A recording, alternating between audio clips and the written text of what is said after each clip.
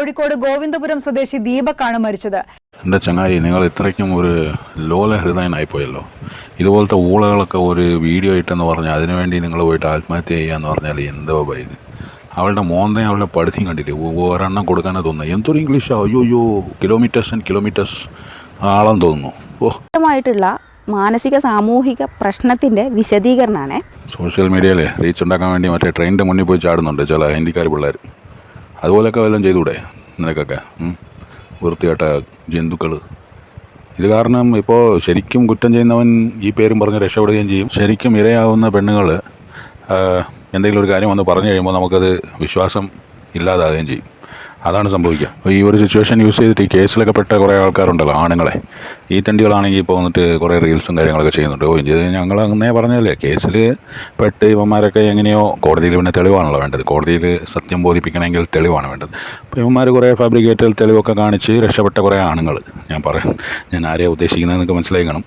അങ്ങനത്തെ ആൾക്കാർ ഇപ്പോൾ വന്നിട്ട് ബസ്സിൽ ഞങ്ങൾ പ്രത്യേകം നിൽക്കാം, പകുതി ബസ് ആണുങ്ങൾക്ക് പകുതി ബസ് പെണ്ണുങ്ങൾക്ക് എന്ന് പറഞ്ഞ് കുറേ തമാശയൊക്കെ പറഞ്ഞ് അങ്ങനെ പോകുന്നുണ്ട്. ഇത് ഈ പെണ്ണുമ്പിള്ള ചെയ്തത് വെറും ചീപ്പാണ്.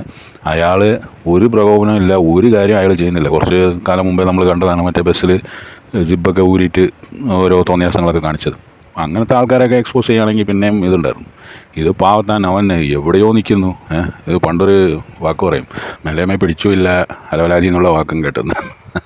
ഇതിപ്പോൾ ഞാൻ ഇത് പറഞ്ഞു കഴിയുമ്പോൾ ഇത് ഭയങ്കര ചീപ്പ് വർത്താനായിരിക്കും. പക്ഷേ ഓരോ റീൽസും കാര്യങ്ങളൊക്കെ കാണിക്കുന്നതാണ്. നോക്കുമ്പോൾ ഒരു പെണ്ണ് ഒരു ബോട്ടിൽ അവളുടെ കൈ ഇങ്ങനെ മേളിലും താഴോട്ടും ആയിട്ട് ഇങ്ങനെ വലിച്ചുകൊണ്ടിരിക്കുക. അപ്പോൾ മറ്റേ പെണ്ണ് അവളുടെ കൂട്ടുകാരി ഇങ്ങനെ എന്ന് പറഞ്ഞുകൊണ്ട് എന്ത് വക ജന്മങ്ങളൊക്കെയാണ്. ഇത് തന്നെ ഒരു ആണ് കാണിച്ചു കഴിഞ്ഞാൽ, ഇങ്ങനത്തെ ഒരു പരിപാടി വല്ലതും ഒരു പയ്യൻ കാണിച്ചു കഴിഞ്ഞാൽ അവൻ വൃത്തികെട്ടവനായി. ഈ പെണ്ണുമ്പിള്ള പറയുന്ന കുറേ വാക്കുകൾ എവിടുന്ന് എവിടുന്നാണ് ഇവൾക്ക് ഈ വക അറിവൊക്കെ കിട്ടിയെന്നാണ്.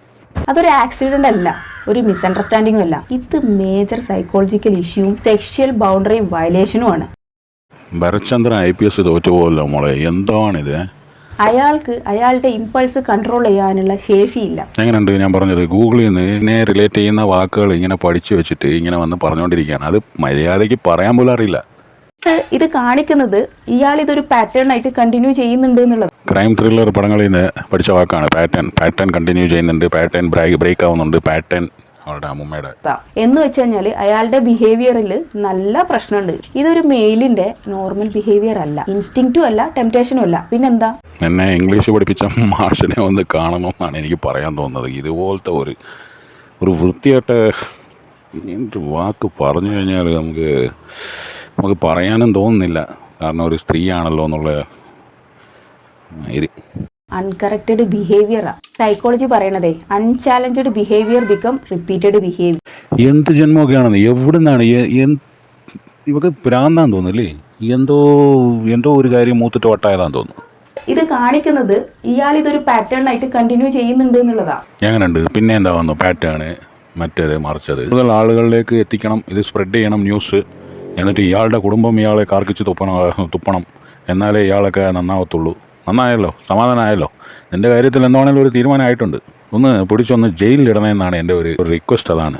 ഇതുപോലത്തെ ആൾക്കാരെ ദയവേത് വെളിയിലിടരുത്. ഇനി അവളുടെ ഒരു സെൽഫി എടുക്കാൻ പോലും അവൾ ഫോൺ അല്ലെങ്കിൽ ക്യാമറ പോലത്തെ എന്തെങ്കിലും ഒരു സാധനം തൊട്ടു പോകരുത്. ഇത് മാക്സിമം ആളുകളിലേക്ക് എത്തിക്കുക. സൊസൈറ്റി അയാളെ ചോദ്യം ചെയ്യണം. അത് അയാളുടെ ചുറ്റുമുള്ള ആൾക്കാരും അയാളുടെ കുടുംബക്കാരും കാണണം.